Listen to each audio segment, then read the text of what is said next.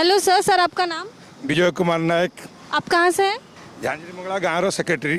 अच्छा, ये जो बोल रहे हैं कि अदरक खाने से या फिर तुलसी पत्ता खाने से कोरोना वायरस नहीं होगा, तो आप क्या सोचते हैं इस बारे में?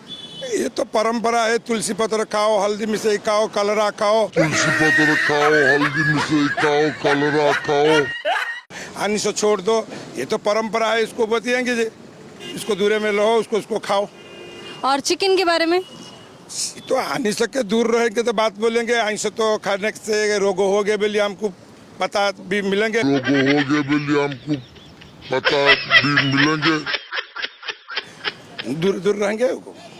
तो आप क्या बोलेंगे लोगों को कि उनको क्या करना चाहिए कोरोना वायरस से बचने के लिए? बच लेंगे पर हानि से खाओ, सिजई की नहीं खाओ। बचने के पना आनी से खाओ, सीधे की नहीं खाओ।